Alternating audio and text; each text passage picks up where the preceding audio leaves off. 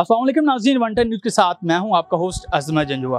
नाज़रीन, आज हम मौजूद हैं सहारा फॉर लाइफ ट्रस्ट के प्लेटफॉर्म के ऊपर और यहां पर आज पाकिस्तान के अंदर से काफ़ी लोग जो यूथ जो है हमारी आ रही है यहां पर ब्लड डोनेट कर रहे हैं, क्योंकि सहारा फॉर लाइफ ट्रस्ट का बेसिकली मकसद ये है कि हमारे पाकिस्तान के अंदर डिज़ास्टर की सूरत में इनकी खिदमात पेश रही हैं। चेयरमैन इब्रारुल हक साहब की मौजूदगी और इस्रारुल हक साहब की नुमाइंदगी के अंदर यहाँ पर एक प्लेटफॉर्म जो मुहैया किया जाता है, इसमें थैलेसीमिया के बच्चों के लिए ब्लड जो है कलेक्ट किया जाता है, जो कि रेड क्रिसेंट को दिया जाता है और जो आगे थैलेसीमिया के बच्चों तक पहुँचता है। इस वक्त मेरे साथ सहारा फॉर लाइफ ट्रस्ट के एग्जीक्यूटिव मार्केटिंग जो है हमें जज साहब मौजूद हैं, उनसे हम बात करते हैं कि आज कैंपेन के हवाले से। अच्छा, ये बताएं कि आज जो ब्लड कलेक्ट की कैंपेन चलाई जा रही है, यहाँ पर डोनर आ रहे हैं ब्लड देने के लिए, इसके हवाले से थोड़ा सा बताइएगा हमारे। जी, ये जो हमने आज स्पेशली थैलेसीमिया के पेशेंट के लिए ब्लड कलेक्ट कर रहे हैं, तो ये क्योंकि कॉलेजेस बंद हैं, स्कूल्स बंद हैं, जिसकी वजह से मतलब ज़ाहिर है पेशेंट तो वहीं पे हैं लॉकडाउन की वजह से, तो उनको खून की अशद ज़रूरत है इस वक्त। तो हमारी कोशिश है कि ज़्यादा से ज़्यादा हम ब्लड कलेक्ट करके उन पेशेंट तक पहुँचाएँ जो ज़िंदगी और मौत की लड़ाई लड़ रहे हैं इस वक्त, क्योंकि हर तरफ लॉकडाउन है और कहीं से ब्लड तो मिल नहीं रहा, कॉलेजेस बंद हैं क्योंकि स्टूडेंट्स जो है देते हैं ब्लड, तो इसलिए हम दूसरे लोगों से रिक्वेस्ट कर रहे हैं कि जो क्योंकि पेशेंट थैलेसीमिया के पेशेंट इस वक्त जो जिनको अशद ज़रूरत है ब्लड की, उनके लिए हम ब्लड कलेक्ट कर रहे हैं सहारा फॉर लाइफ ट्रस्ट के टाइम से। Thank you sir. जी सर, आज की कैंपेन के हवाले से बताइए। जी, आज की ये कैंपेन जी रमज़ान शरीफ, जैसा कि आपको पता है कि कल से शुरू हो रहा है, उस वजह से बच्चों के लिए, क्योंकि खून एक ऐसी चीज़ है जो कि थैलेसीमिया के बच्चों के लिए बहुत ज़रूरी है, क्योंकि वो उसके बगैर जिंदा नहीं रह सकते। तो हम पिछले एक हफ्ते से बार मुख्तलिफ जगहों पे कैंप लगा रहे हैं। इसी तरीके से सहारा फॉर लाइफ ट्रस्ट में भी हमने आखिरी कैंप लगाया था, उसमें बहुत अच्छे लोगों का जो है बहुत सारे डोनर से ब्लड दिया। आज दोबारा भी इसीलिए हम लोग सारे यहाँ पे इकट्ठे हुए कि यहाँ पर आके तो दोबारा से जो है ब्लड इकट्ठा किया जाए, क्योंकि रमज़ान शरीफ के महीने में हम लोगों को ब्लड के लिए नहीं मजबूर कर सकते, क्योंकि रोज़े रखे होते हैं लोगों ने, और इस वजह से तो ये दोबारा से यहाँ पे कैंप लगाने का मकसद भी यही है कि ज़्यादा से ज़्यादा लोग जो है वो अपना खून का अतिया दें और रमज़ान के दिनों में हम उन बच्चों को ज़िंदगी की नवीद सुना सकें जिनका वैसे जिंदा रहना बहुत मुश्किल है। तो ये आप जो यहाँ से आप ब्लड कलेक्ट करते हैं, उसके बाद ही आप रेड क्रिसेंट को देते हैं या इससे क्या प्रोसेस क्या होता है? थैलेसीमिया के बच्चे जो हैं उन तक किस तरह पहुँचते हैं? जी, ये रेड क्रिसेंट में तकरीबन 750 बच्चे, 750 बच्चे जो हैं वो रजिस्टर्ड, उन 750 बच्चों के लिए जो है ये खून का अतिया जो है दिया जा रहा है। और जैसा कि मैंने पहले कहा कि सहारा फॉर लाइफ और पाकिस्तान रेड क्रिसेंट सोसाइटी, ये दोनों जो है मिलकर ये काम कर रहे हैं। और जैसे चेयरमैन जो है इस वक्त इसके इब्रारुल हक साहब हैं, और इब्रारुल हक साहब जो है इसीलिए बहुत ज़्यादा दिलचस्पी ले रहे हैं और मुख्तलिफ मीडिया के ऊपर भी हर जगह पे लोगों को रिक्वेस्ट कर रहे हैं कि लोग ब्लड दें। इसी वजह से उनके ऑफिस में जो है लोग ज़्यादा रब्ता कर रहे हैं, तो दोबारा से हम यहाँ। Thank you sir. मेरा ताल्लुक लालेपुर से है और ये सहारा और पाकिस्तान रेड क्रिसेंट के ताबून से आज ब्लड कैंप का इनेकाद किया जा रहा है स्पेशली थैलेसीमिया के बच्चों के। तो मैं थैलेसीमिया सेंटर की इंचार्ज हूँ और मेरे पास 750 बच्चे रजिस्टर्ड हैं और वो इस कदर नीडी हैं, लॉकडाउन की वजह से कॉलेजेस बंद हैं। और हमें जो इधर हमारी जो टीम है सहारा भी अब हमारा पार्ट ऑफ दूसरा पार्ट है रेड क्रिसेंट का, तो हम मिल के जो कोशिश कर रहे हैं उन बच्चों को लेकर ज़्यादा से ज़्यादा उन्हें ना तो आपको पता है ना उन्हें जूस चाहिए, ना उन्हें खुराक चाहिए, ना राशन चाहिए, उनको खून चाहिए, क्योंकि खून उन्हें देते रहेंगे तो वो जिंदा रहेंगे। तो हम चाहते हैं ज़्यादा से ज़्यादा बच्चों के लिए जो हम कलेक्शन कर सकते हैं। पहले भी हमने सहारा में कैंप किया, बड़ा कामयाब हमारा कैंप किया है। अब हमने दूसरा ये कैंप है जिसमें नुमान आफिस साहब ने हमें और मैर साहब ने हमें जो है वो फैसिलिटेट किया, और स्पेशली हम कोशिश इसको जारी रखेंगे इंशाल्लाह, क्योंकि ये लॉकडाउन के दिनों में, रमज़ान के दिनों में स्पेशली ये एक ऐसा तोहफा है वो बच्चों के लिए, एक ज़िंदगी की उम्मीद है उनके।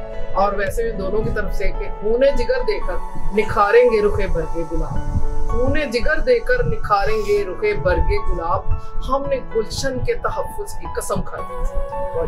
जी सर, मेरे साथ सहारा फॉर लाइफ ट्रस्ट के एग्जीक्यूटिव डायरेक्टर इसरार लक साहब मौजूद हैं। उनसे हम बात करते हैं सहारा फॉर लाइफ ट्रस्ट के हवाले से कि इसकी कैंपेन जो आज लॉन्च की गई है ब्लड डोनेट करने के लिए, जो लोग यहाँ पर आ रहे हैं थैलेसीमिया के लिए, उस हवाले करते हैं उनसे। अस्सलाम वालेकुम। अस्सलाम।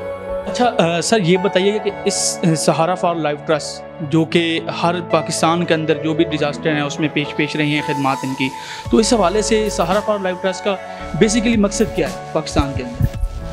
देखिए, basically Sahara for life trust हमेशा से दुखी इंसानियत की खिदमत करने के लिए पेश रहा है। जब भी मुल्क के अंदर कोई मसला मसाइल हुए हैं, ना सिर्फ मुल्क के अंदर, बाहर भी पूरी दुनिया के अंदर, जहाँ भी हम देखते हैं कि इंसानियत को इस वक्त इंसान की ज़रूरत है, तो सहारा फॉर लाइफ ट्रस्ट ने आगे बढ़ के काम किया। आपको याद होगा कि 2005 में जो ज़ल्ज़ला आया, उसमें भी बहुत सारा काम किया हमने। कुछ 3,500 घर बना के दिए लोगों को, फाइबर क्लास के घर थे, उसके बाद टेंट दिए, राशन दिया, मेडिकल कैंप्स लगाए। सैलाब आया जब भी पाकिस्तान के अंदर, तब भी हमने काम किया। सुनामी में हमने काम किया। लेबनान की जंग के अंदर इवन वहाँ पे हमने अपने मेडिकल कैंप्स भिजवाए। गो के पाकिस्तान से नहीं जा सकते थे, तो हमारी टीमें जो लंदन से लोग थे वो उन्होंने मूव किया। तो जब भी IDPs का मसला हुआ तो तब भी हमने काम किया। बेसिक काम तो सहारा फॉर लाइफ ट्रस्ट का इंसानी खिदमत है, तो उस खिदमत के जज्बे के तहत जहाँ भी कोई ज़रूरत होती है तो वो हम कोशिश करते हैं कि अपना हिस्सा ज़रूर डालें। अभी जबकि कोरोना वायरस के हवाले से पूरा मुल्क लॉकडाउन है, अगर पूरी दुनिया लॉकडाउन है, तो इस लॉकडाउन की वजह से बहुत सारे ऐसे पेशेंट जो थैलेसीमिक पेशेंट हैं, जिनको ब्लड लगता है, उनके ब्लड की कमी वाक़ई होना शुरू हो गई, क्योंकि लोग घरों से नहीं निकलते थे और जो ब्लड कलेक्शन करने वाले अदारे हैं वो स्कूलों से कॉलेजों से ब्लड इकट्ठा करते थे, वो वहाँ नहीं जा पाते थे क्योंकि स्कूल कॉलेजेस बंद हैं। तो लिहाजा सहारा फॉर लाइफ ट्रस्ट ने यह सोचा कि क्यों ना इस सिलसिले में भी उन लोगों की मदद की जाए। तो रेड क्रिसेंट के प्लेटफॉर्म से हमने कैंप लगाने शुरू किए हैं। ये आज उसी कड़ी का एक कैंप है। ये आज दूसरा कैंप हमने लगाया है और ये लाहौर के अंदर हेड ऑफिस में ही लगाया गया है। बेशुमार लोग आ रहे हैं और ब्लड डोनेट कर रहे हैं और हमारा प्लान ये है कि उसको हम फ्यूचर में भी जारी रखें। यहाँ से आप ब्लड कलेक्ट करके उसके बाद आप रेड क्रिसेंट को देते हैं थैलेसीमिया पेशेंट के लिए? जी, जो जितना ब्लड कलेक्ट होता है वो रेड क्रिसेंट की टीम आती है और अपने सामान लेके आती है साथ, ताकि उसको चेक कर सकें, उसको प्रिजर्व कर सकें, ट्रांसपोर्ट कर सकें। वो निज़ाम उनका इस्तेमाल किया जाता है। हम सिर्फ डोनर्स को बुलाते हैं और अरेंजमेंट करते हैं और डोनर्स से ब्लड इकट्ठा करके रेड क्रिसेंट के हवाले कर देते हैं। अच्छा, हमारे व्यूवर्स को बता दीजिएगा कि जो लोग ब्लड डोनेट करना चाह रहे हैं, या उन तक आपका पैगाम या कोई आपकी हेल्पलाइन जिस पे आप रब्ता करके वो यहाँ तक पहुँच सकें ताकि ब्लड डोनेट कर सकें, उसके लिए क्या आपका प्रोसेस है? जी, हमारी हेल्पलाइन जो है 042-111-800-111, ये 24/7 ऑन है और हम ये लोगों से रिक्वेस्ट करते हैं कि आप इस नंबर पे कॉल करके अपना नाम नोट करवा दें और नेक्स्ट जो कैंप लगेगा तो हम आपको कॉल कर लेंगे, आप ज़रूर आएँ और डोनेट करें। अच्छा सर, ये बताइए कि अभी कोरोना वायरस की सूरत हाल के अंदर चाइना में जिस तरह उन्होंने हॉस्पिटल 10 डेज़ के अंदर बनाया था, लेकिन पाकिस्तान के अंदर जो है चेयरमैन इब्रार हक साहब की नुमाइंदगी में सहारा फॉर लाइफ ट्रस्ट ने जो एक हॉस्पिटल बनाया है 15 डेज़ के अंदर, तो उसके हवाले से आप क्या कहना चाहेंगे जो कंटीना का हॉस्पिटल बनाया? देखिए, एक मुश्किल काम था क्योंकि रेड क्रिसेंट के पास एक ऐसा हॉस्पिटल पिंडी में अवेलेबल था जो बंद पड़ा हुआ था। कई ज़माने में वो मैरिज हॉल बन जाता था, कभी कुछ हो जाता था, तो एक डिजर्टेड किस्म की बिल्डिंग थी।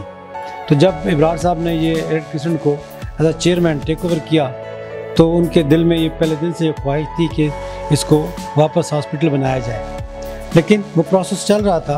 तो ये कोरोना की वबा ने आन घेरा, तो इस सिलसिले में फिर ये फैसला किया गया कि जितनी जल्दी हो सके इसको पाया तकमील तक पहुँचाया जाए।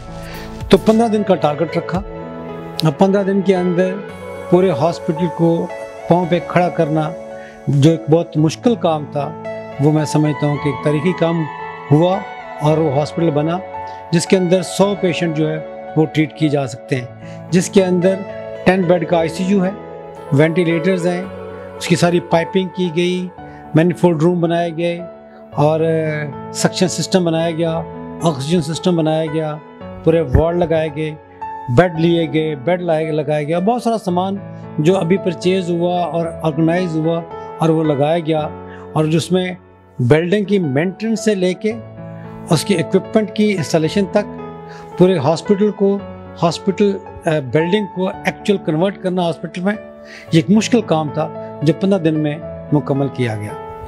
तो अच्छा सर, ये बताएंगे अभी जो इसकी जो ब्लड कलेक्ट कर रहे हैं आप, तो इसके लिए रमज़ान के अंदर भी कोई इस तरह का कैंपेन लॉन्च करेंगे या रमज़ान के बाद ही होगी, या जो बच्चे जिन तक आप थैलेसीमिया सिर्फ रेड क्रिसेंट के बच्चों को ही आप ब्लड दे रहे हैं आगे, या मुख्तलिफ हॉस्पिटल के अंदर जहाँ पे आप ज़रूरत हो वहाँ तक आप प्रोवाइड करते हैं? देखिए, अभी तो हमने रेड क्रिसेंट के साथ किया है, और अगर ज़रूरत पेश आई और ब्लड हमारे पास ज़्यादा होगा तो वाई नॉट दूसरे बच्चों को देने में भी कोई अर्ज नहीं है, क्योंकि रेड क्रिसेंट भी तो किसी और बच्चे, उनके पास अपने बच्चे तो नहीं है, वो भी किसी हॉस्पिटल्स के अंदर, उन हॉस्पिटल के अंदर जिनको ज़रूरत होती है उन्हीं को देता है। तो डायरेक्ट भी दे सकते हैं हम, इनडायरेक्ट भी दे सकते हैं, तो हमें कोई ऐसा वो हार्ड एंड फास्ट रूल नहीं है। अगर हमें ज़रूरत पेश आई कि डायरेक्ट किसी हॉस्पिटल को देना पड़ा, क्योंकि अल्हम्दुलिल्लाह नारवाला जो हमारा हॉस्पिटल है, सुपर शफी मेडिकल कॉम्प्लेक्स, उसके अंदर फैसिलिटीज़ अवेलेबल हैं, ब्लड बैंक अवेलेबल है, वहाँ पर डोनर्स भी अवेलेबल हैं, वो लोकल रिक्वायरमेंट तो पूरी कर रहे हैं। लेकिन नारवाल से निकल के बाहर हम लाहौर में जो कर रहे हैं और बाकी जगहों पे कर रहे हैं, तो ये उन लोगों के लिए है जो लाहौर से हट के रहते हैं और जिनको ज़रूरत है, तो हम कर रहे हैं।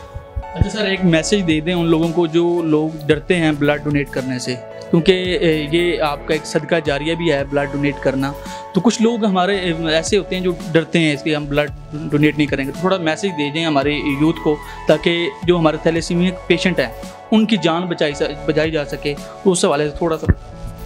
देखिए, ब्लड देना जो है, डोनेशन देना, वो किसी ने क्या खूब कहा था कि जो चीज़ आप लेना चाहते हैं वो आप दें। अगर आप पैसा लेना चाहते हैं, पैसा कमाना चाहते हैं, तो आप अल्लाह की राह में दें, आपको पैसा मिलेगा। आप इज़्ज़त कमाना चाहते हैं तो लोगों की इज़्ज़त करें, आपको इज़्ज़त मिलेगी। अगर आप ब्लड देंगे तो ब्लड तो आपका ये रिफ़्रेश हो जाता है, और ये जो पुराना ब्लड है जो आप दे रहे होते हैं, इसकी जगह पे नया ब्लड बनता है। जब नया ब्लड बनता है तो वो नया होगा, साफ़ होगा और बेहतर होगा। इससे दो फ़ायदे होते हैं। एक फ़ायदा तो ये है कि जो पेशेंट है उसकी जान बचती है, उसकी रिक्वायरमेंट है वो पूरी होती है। दूसरा, आप तो खुद ब्लड, आपकी बॉडी तो ब्लड बना रही है, तो नया ब्लड बनाएगी। जब नया ब्लड बनेगा तो बहुत सारी बीमारियों से आप बच जाते हैं, और बहुत सारी वो तकलीफ़ें जो आपको आने वाले वक्तों में आ सकती हैं, उससे आपका बचत हो जाती है। तो आपकी सेहत बेहतर होती है और दूसरों का भला होता है। तो ये विन विन सिचुएशन है, इसे डरने की बात नहीं है। ब्लड कमी नहीं होती है, ब्लड अल्लाह ताला की ज़ात उसको पूरा कर लेती है और पूरा हो जाता है। तो इसलिए मैं समझता हूँ कि ब्लड डोनेट करते वक्त आपको खुशी महसूस होनी चाहिए, डरना नहीं चाहिए। Thank you so much sir, बहुत शुक्रिया। जी तो नाज़रीन, ये थे हमारे साथ आज इसरारुल हक साहब, जो एग्जीक्यूटिव डायरेक्टर हैं सहारा फॉर लाइफ ट्रस्ट के, जो आज की कैंपेन के हवाले से गाइड कर रहे थे। और आज जो कैंपेन चलाई गई थी उसमें डोनर आ रहे थे और ब्लड डोनेट किया जा रहा था, जो कि आगे रेड क्रिसेंट तक पहुंचाया जाता है। उससे आगे वो थैलेसीमिया पेशेंट जो हैं, हमारे जो थैलेसीमिक पेशेंट हैं, उन तक पहुँचाया जाता है। इसके साथ मुझे दीजिए इजाज़त, अल्लाह हाफ़िज़।